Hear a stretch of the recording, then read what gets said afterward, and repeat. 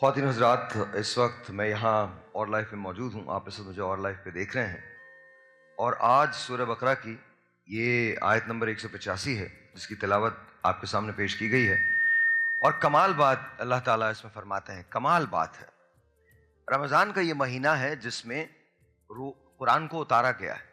اچھا، پھر اس کے بعد بتا دیا گیا ہے، اور اس کے بعد ہم استقبال رمضان کی بات کریں گے. لیکن یہاں کیونکہ جس وقت تلاوت ہو رہی تھی تو میں کہیں اور تھا. میں جینوئنلی یہ سوچ رہا تھا کہ اگر ہم قرآن کریم کو پڑھ لیں، اور عربی میں تو پڑھنا چاہیے ہی، لیکن اردو انگریزی جس میں آپ کی سمجھ کام کرتی ہے اس میں بھی اگر پڑھ لیں تو اللہ تعالیٰ نے آپ کے لیے اس علم میں آسانیاں رکھی ہیں، اور اس علم کی وجہ سے آسانیاں ہو جاتی ہیں. بڑے مزے کی آپ کو ایک بات بتاؤں. میں 3-4 روز پہلے کی بات ہے، سورہ ہود کی تلاوت کر بھی رہا تھا، سن بھی رہا تھا اور پڑھ بھی رہا تھا، اور ذہن سے پردے جو ہوتے ہیں وہ چھٹتے چلے جاتے ہیں. اب آپ سوچئے، اندازہ کیجئے کہ اللہ تعالیٰ اس میں کیا فرما رہے ہیں. آپ فرما رہے ہیں کہ ہم نے قرآن کریم کو رمضان میں اتارا ہے، روزوں کو تم پہ فرض کیا گیا ہے، لیکن اگر تم سفر میں ہو یا بیمار ہو تو کوئی بات نہیں، تم اگلے دنوں میں یعنی آنے والے دنوں میں روزوں کو رکھ لو. فرض کی غفلت نہیں ہے، فرض تمہیں پورا کرنا ہے، تم روزوں کو رکھ لو. ہم نے تمہارے لیے آسانیاں پیدا کی، تمہیں ہدایت دی تاکہ تم شکر گزار بن جاؤ. سوال یہ پیدا ہوتا ہے کہ کیا ہم واقعی شکر گزاری کرتے ہیں؟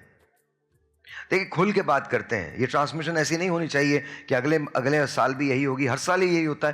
بے شمار ٹرانسمیشن ہوتی ہیں، بڑی بھی ہوتی ہیں، چھوٹی بھی ہوتی ہیں، اچھی بھی ہوتی ہیں، زبردست قسم کی ٹرانسمیشنز بھی ہوتی ہیں. میں خود تقریباً 15-20 ٹرانسمیشن کا حصہ رہا ہوں، اور میری بڑی خوشی ہے کہ میں آج یہاں ہوں. لیکن ایک حیرت انگیز بات یہ ہے کہ ہر مہینہ جب دیکھیے، مجھ سے آپ کو اس بات کے علاوہ کسی بات کی امید رکھنی نہیں چاہیے کہ میں سچ بولوں گا، اس کے علاوہ کچھ نہیں بولوں گا. ہم بات کریں گے بیکاز باتوں سے، ڈائلاگ سے چیزیں بہتر ہوتی ہیں. تو سوچئے، استقبال رمضان کا ہر شو جب آتا ہے تو اپنے ساتھ کیا لاتا ہے؟ رمضان کا استقبال تو لاتا ہے، لیکن غریب کے لیے فکر لے کے آتا ہے. چینی مارکیٹ سے اٹھا دی جاتی ہے، غائب ہو جاتی ہے. کھجوروں کے دام بڑھ جاتے ہیں، کیلے کو ناپید کر دیا جاتا ہے. عید پہ سیل کے نام پہ عوام کو لوٹا جاتا ہے. اور مزے کی بات یہ، باہر لوگوں کو افطار کا اہتمام کر کے سیلفیز کو فیس بک، انسٹا کی زینت بنایا جاتا ہے. کہیں آٹوں کی تھیلیاں چلتی ہیں تو کہیں کچھ اور دیا جاتا ہے. کیا پروف کرنا چاہتے ہیں ہم؟